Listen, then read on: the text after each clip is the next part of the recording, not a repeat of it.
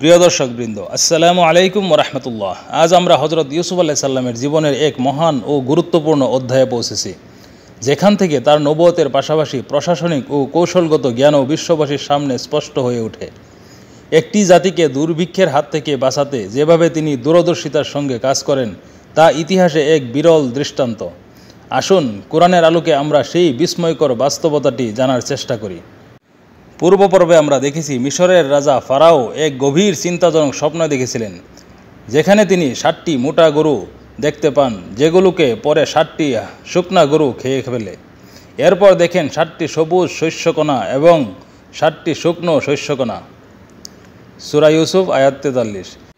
এই স্বপ্নের তাৎপর্য বোঝার জন্য রাজা তার সভাসদের সবাইকে ডাকেন, কিন্তু তারা বলেন, এ তো এক বিভ্রান্ত স্বপ্ন, আমরা এমন স্বপ্নের ব্যাখ্যা দিতে পারি না। সূরা ইউসুফ আয়াত 44। তখনই সেই কারাবন্দী সাথী, যিনি ইউসুফ আলাইহিস সালামের ব্যাখ্যায় মুক্তি পেয়েছিলেন, রাজার কাছে ইউসুফ আলাইহিস সালামের কথা স্মরণ করায় দিয়ে বললেন, আমি আপনাকে একজন এমন ব্যক্তি সম্পর্কে জানাবো যিনি এ স্বপ্নের অর্থ সঠিকভাবে জানবে। হযরত ইউসুফ আলাইহিস সালামকে রাজদরবারে আনা হলে তিনি বলেন, আপনার স্বপ্নের অর্থ হলো মিশরে প্রথমে 7 বছর প্রচুর ফসল হবে, এরপর আসবে 7 বছরের ভয়াবহ দুর্ভিক্ষ। অতএব প্রথম 7 বছরের যতটা সম্ভব শস্য সংরক্ষণ করতে হবে, যাতে দুর্ভিক্ষকালে তা কাজে আসে। সূরা ইউসুফ আয়াত 47 থেকে 49। এই ব্যাখ্যায় ফারাও মুগ্ধ হন। ইউসুফ আলাইহিস সালামের জ্ঞান, সততা ও দূরদর্শিতা দেখে তিনি বলেন, তোমার মর্যাদা আমাদের কাছে এখন অত্যন্ত উঁচু এবং আমরা তোমাকে বিশ্বাস করি। সূরা ইউসুফ আয়াত 54। হযরত ইউসুফ আলাইহিস সালাম তখন বলেন, আমাকে এই দেশের কোষাগারের দায়িত্ব দিন, আমি একজন বিশ্বস্ত ও জ্ঞানের অধিকারী ব্যক্তি। সূরা ইউসুফ আয়াত 55। ফারাও তখনই তাকে রাষ্ট্রের কোষাগার ও খাদ্য মন্ত্রণালয়ের সর্বোচ্চ দায়িত্ব অর্পণ করেন। এভাবে তিনি মিশরের সর্বময় শাসক হয়ে ওঠেন, রাজার পরেই সর্বোচ্চ ক্ষমতাধর ব্যক্তি। হযরত ইউসুফ আলাইহিস সালাম খাদ্য সংরক্ষণ ও বন্টনের জন্য দীর্ঘমেয়াদী পরিকল্পনা গ্রহণ করেন।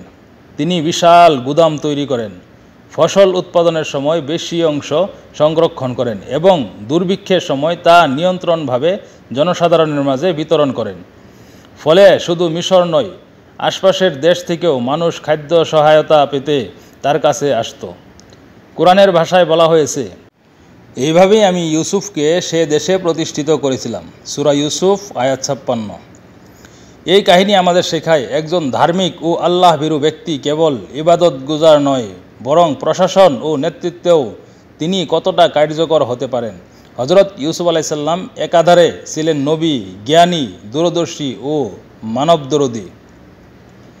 এই কাহিনীর প্রতিটি পর্ব আমাদের জীবনে একটি করে দিক নির্দেশনা। আপনারা কি মনে করেন, আমাদের সমাজে হযরত ইউসুফ আলাইহিস সালামের মতো যোগ্য ও সৎ নেতার প্রয়োজন আছে কি না? আমার আজকের প্রশ্নটি হলো, মিশরের রাজা ফারাও হযরত ইউসুফ আলাইহিস সালামকে কি দায়িত্ব দিয়েছিলেন? তাই দেরি না করে সঠিক উত্তরটি কমেন্টের মাধ্যমে জানান এবং ফুলের ভালোবাসা জিতে নিন। সবাই ভালো থাকবেন, সুস্থ থাকবেন। দেখা হবে পরবর্তী পর্বে ইনশাআল্লাহ।